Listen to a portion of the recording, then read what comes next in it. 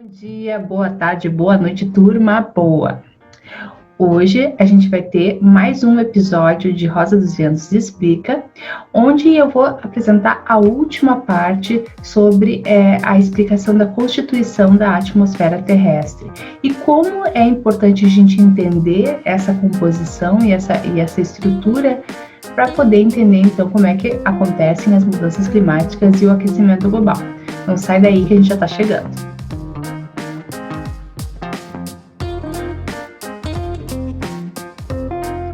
Na parte 2 dessa série, a gente falou um pouco sobre a atmosfera primitiva e a organização da nossa atmosfera presente.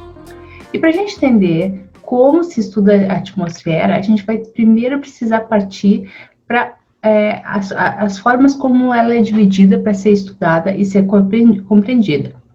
Ela pode ser estudada a partir da sua composição química, através da sua temperatura e também através das suas funções vitais. Pelo critério de composição química, a atmosfera vai se dividir em duas grandes regiões.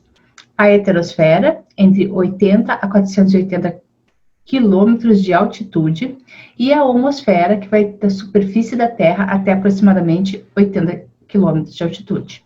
A heterosfera é a parte exterior da atmosfera. Ela se inicia a aproximadamente cerca de 80 quilômetros de altitude e possui apenas 0,001% da massa da atmosfera, com um ar bastante rarefeito. Esse prefixo hétero nos ajuda também a entender a composição dela e fixar essa informação, porque na heterosfera os gases são muito pouco misturados. Abaixo da heterosfera está a homosfera, aí a gente tem outro prefixo, homo, que vai da superfície até aproximadamente 80 km de altitude, ou seja, onde começa a heterosfera. Os elementos químicos da homosfera se misturam muito bem, devido à pressão de todo o resto da atmosfera sobre ela. As únicas camadas sem mistura dentro da homosfera vai ser a do ozônio, O3, entre 19 e 50 km aproximadamente acima do nível do mar. Nessa camada também a gente pode encontrar vapor d'água, poluentes e alguns traços de compostos químicos na parte mais baixa da atmosfera. A mistura atual tem aproximadamente 500 milhões de anos, como a gente pode ver na figura e na tabela. Os gases da atmosfera são muitos, né? Mas tem destaque especial para o nitrogênio e oxigênio, que é a maior concentração. E a gente pode ver nessa tabela também que existe uma baixa concentração de CO2, metano, vapor d'água. Ok, muitos desses são justamente os gases de efeito estufa, aqueles que todo mundo diz que são os causadores do aquecimento global. Mas daí você vai perguntar, qual o problema, então, né, se eles estão em tão pouca concentração? Se tu esperar um pouquinho mais, tu vai entender qual é esse problema. O segundo critério que a gente pode usar para classificar e caracterizar a atmosfera é a temperatura. A camada mais extrema relacionada à temperatura é a termosfera, ou, como a gente chama, uma esfera de calor. Essa camada corresponde aproximadamente à mesma extensão e à mesma localização onde fica a heterosfera, que é a composição química, como a gente falou um pouco antes. A camada mais externa, né? O limite dela superior se chama termopausa. Quando o Sol está um pouco menos ativo ao longo da história do planeta, ele também vai ter uma menor quantidade de manchas solares e erupções na superfície dele. Nesse momento, a termopausa vai acabar se contraindo e baixando seu topo, né, para 250 km de altitude a partir da superfície da Terra. Quando o Sol está um pouco mais ativo, né, com maior quantidade de manchas solares e também com maiores erupções na sua superfície, a termopausa ela pode se expandir, passar desses 480 quilômetros e ir até 550 metros de altitude a partir da superfície. Na figura, a gente vê uma curva amarela e ela mostra que a temperatura é bem maior na termosfera, que podendo chegar até 1.200 graus Celsius, ou até mais às vezes. Porém, ela não é tão quente quanto a gente possa imaginar, porque temperatura e calor não são a mesma coisa. A primeira é a agitação, é a energia cinética, a qual a gente mede a temperatura dessa energia. O calor por sua vez, é transferência de energia entre moléculas. Logo, se a gente tem na termosfera o ar bastante rarefeito e uma massa muito menor, a transferência de calor é pequena, portanto, o calor também vai ser pequeno. Então, a gente só tem uma temperatura alta, mas também não tem calor. A próxima camada é a mesosfera. Ela fica entre aproximadamente 50 e 80 quilômetros a partir da superfície da Terra e é limitada acima pela mesopausa. Ou seja, a mesopausa é o limite entre a mesosfera e a termosfera. A mesosfera está inserida dentro da atmosfera já, ou seja, um local onde existe, vamos dizer assim, mistura entre os gases e onde a massa é maior e tem maior pressão atmosférica também por consequência.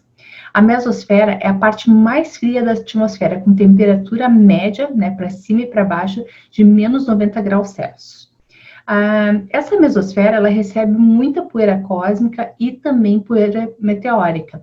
E essa poeira, por muitas vezes, acaba servindo como um núcleo para a formação de cristais de gelo, o que torna esse ambiente ainda mais frio.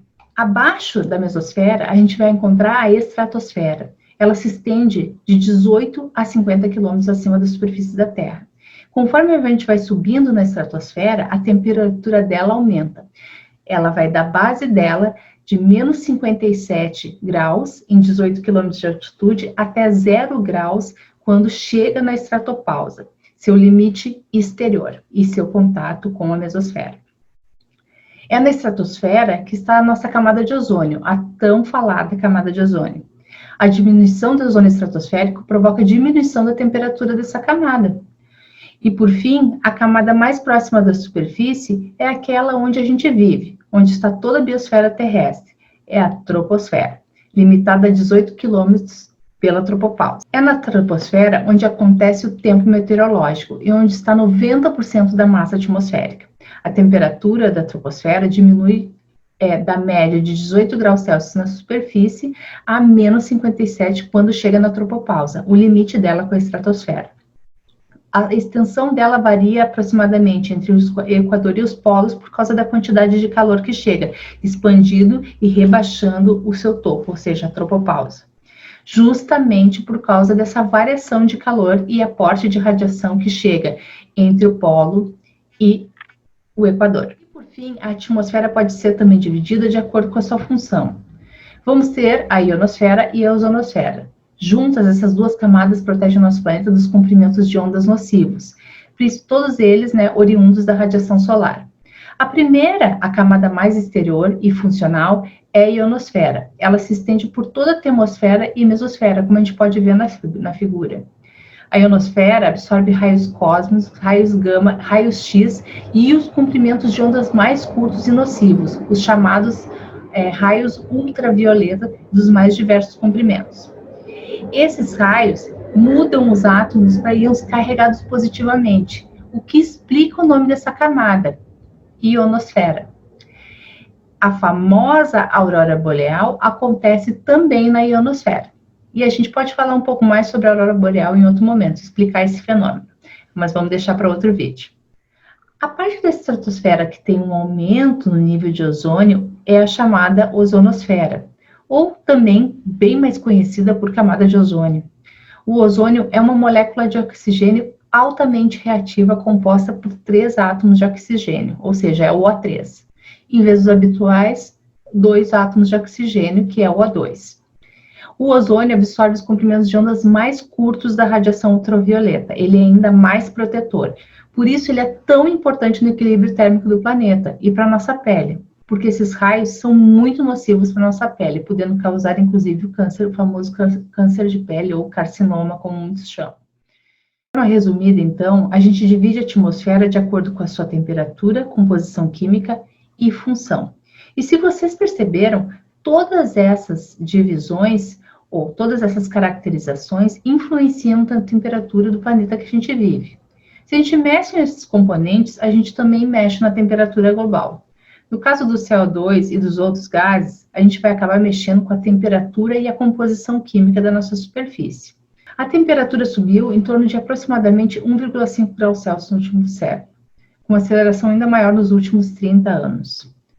No Brasil, essa mudança tem acontecido também, em alguns estados de forma mais intensa e em outros menos, mas todos os estados têm acompanhado essa tendência de aumento de temperatura global. Dentre os estados e dentre as regiões, os maiores aumentos de temperatura estão acontecendo nos estados do norte e do centro-oeste, bem provável que por causa do grande número de queimadas que estão acontecendo, que liberam uma grande quantidade de dióxido de carbono na atmosfera, além de remover a vegetação, que protege a superfície e diminui a temperatura, além de absorver também esse calor. O aumento gradativo da emissão do dióxido de carbono após a criação das máquinas a vapor e a revolução industrial não é uma coincidência. O dióxido de carbono tem sido liberado a partir da queima de combustível fóssil, que é utilizado nas mais várias formas e na maior quantidade de tipos de máquina.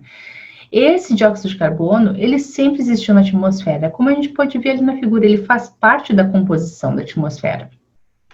Porém, a cada ano essa concentração tem aumentado. E a partir da Revolução Industrial, essa concentração tem aumentado de forma anômala. A aceleração, né, da industrialização global no pós-guerra foi um grande estopim para assim, acelerar ainda mais esse aumento de concentração de CO2 na nossa atmosfera. Os combustíveis fósseis são um produto de decomposição e compressão de carcaça de animais e plantas, que com os milhares de anos vão sendo soterrados sob diversas camadas de sedimento, como a gente vai ver na figura. E eles são comprimidos até se transformarem ou em carvão, ou óleo, ou gás. O carvão tem origem vegetal, o petróleo tem origem animal e o gás é o resíduo da decomposição desses materiais.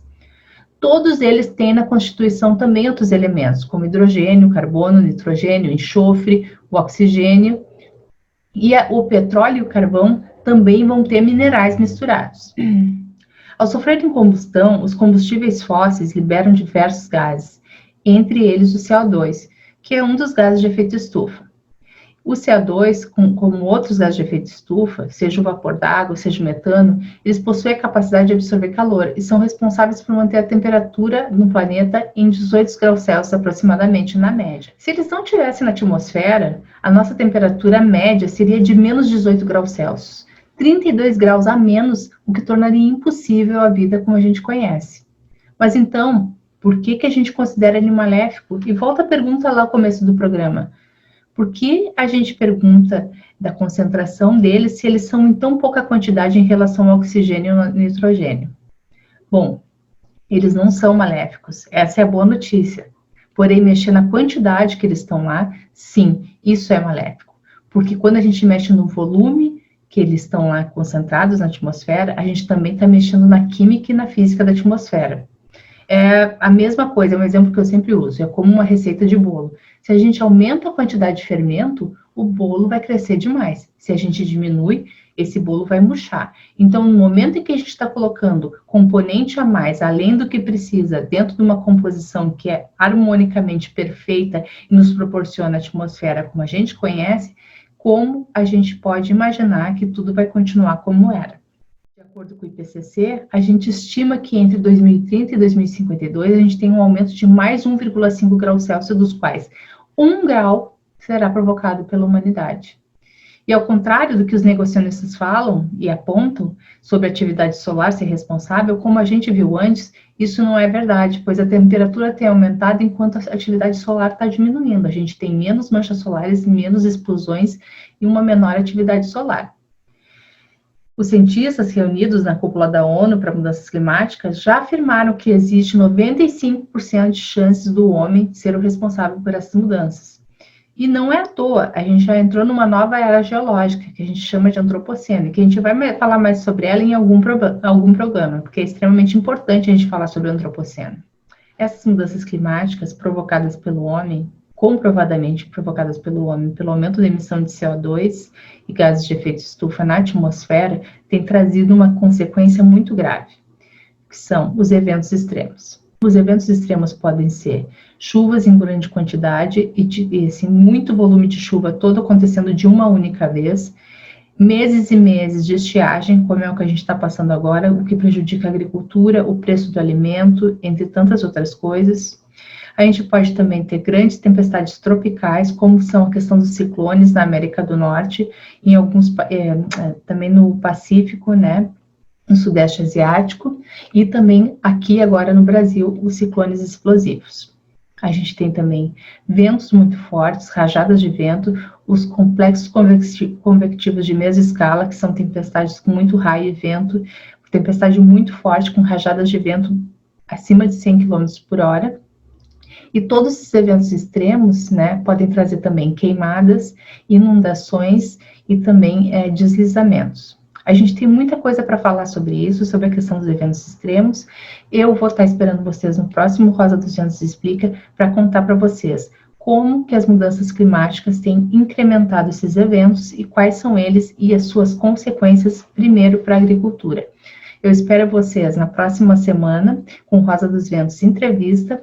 O meu convidado é surpresa, mas a entrevista já está marcada e vocês vão adorar.